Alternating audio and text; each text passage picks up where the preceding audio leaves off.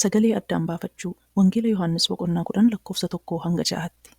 Ani dhuguman isinitti himaa namni balbalaan gola hoolotaa hin seenne garuu karaa biraatiin koree seenu inni hattuu fi saamtuudha. Namni balbalaan seenu immoo tiksee hoolotaati.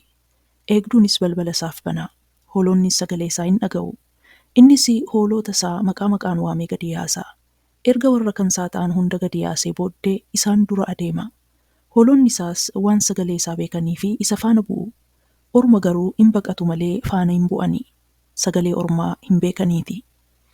Fakkeenya kana keessatti tikseessa gaarii, hattuu fi saamtuu fi hoolota agarra. Hoolonni kun sagalee adda addaa akka dhaga'aa oolan hubanna. Sagaleen inni tokko kan hattuu fi saamtuuti yookiin kan ormaati. Seenaa kana keessatti hoolonni yeroo sagalee ormaa kana dhaga'anii hin baqatu malee duukaa hin bu'ani. Yeroo sagalee tiksee isaanii dhaga'an garuu isa duukaa bu'u. Tikseen isaaniis maqaadhaan waamee gad isaan yaasa. Isaanis duukaa bu'u. Salphaadhumatti tiksee isaanii jalaa hin owwaatu, duukaas hin bu'u. Orma jalaa garuu hin owwaatanii, duukaas hin bu'anii. Hoolonni kun egaa waan sagalee tiksee isaanii addaan baafatanii beekanii fi hattuu fi saamtuun isaaniin argatu.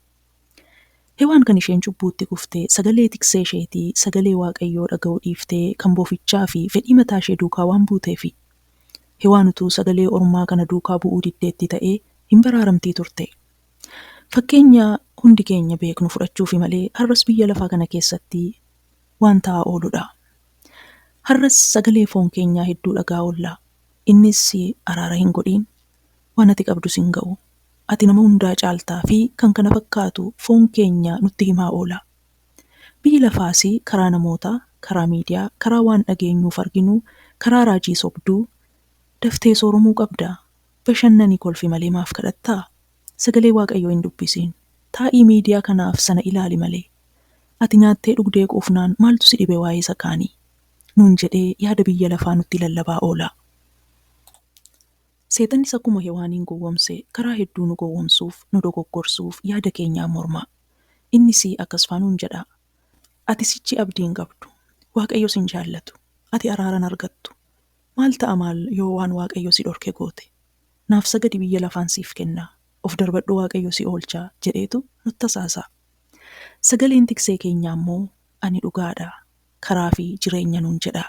Dabalees gad of deebisaa, araara waliif godhaa, qajeelummaatti jiraadhaa, arjoomaa, ba'aa walii baadhaa, utuu gargar hin kutiin kadhadhaa. Namni biddeena duwwaadhaan hin jiraatu, sagalee kootiin malee sagalee koo dhaga'aa hojiirra oolchaa nuun jedha. Akkuma Yesuus jedhee yeroo sagalee tokko dhageenyu kun sagalee tiksee koo Yesuusidha moo kan hattichaa fi saamtichaati jennee addaan baasutu nurra jira. Egaa addaan baafannee tiksee keenya duukaa bu'uutu nurra jira. Waaqayyo nu haa gargaaru. Egaa sagalee hedduu dhageenya ta'ee sagalee Yesuus akkamitti addaan baafannaa? Sagalee Yesuus addaan baafnee baruu fi sagalee Waaqayyoo maal akka inni jedhu beekuu qabna. Kunis macaafa qulqulluu dubbisuudhaan, barsiisa sagalee Waaqayyoo dhaggeeffachuudhaan, garee qo'annaa macaafa qulqulluu irratti hirmaachuudhaan waan dubbiin Waaqayyoo jedhu baruun barbaachisaadha. Kanumaanii sagalee tiksee keenyaa isa gaarii addaan baasnee beekuu dandeenya. Yoo baay'ifnee sagalee tiksee keenyaa dhaggeeffanna ta'e immoo salphaatti sagalee isaa addaan baafachuu dandeenya. Waan baay'ifnee dhageenyu ilaallu tokkos garamitti akka nu geessuu danda'u xinxaluudhaan sagalee Waaqayyootiin madaaluudhaan isa karaa Waaqayyoo irraa nu fageessu yookiin nu balleessu haa dhiifnu. Tikseen gaariin gara dhugaatti, gara jireenyaatti, gara ifaatti, gara aara galfiittii fi gara nagaatti nama geessu tokko. Innis maqaan isaa Yesuusidha. Kottaa sagalee isaa dubbifachuudhaan, barachuudhaan, kadhannaadhaan yeroo hedduu isaa wajjin dabarsuudhaan tiksee keenya godhannee dubbii isaa, sagalee isaa addaan baafannee duukaa haa buunu. Yeroo sagalee tiksee keenyaa sirriitti addaan baafannee barru tikseen sobaa nun gowwomsiiti. Waaqayyo nu haa gargaaru.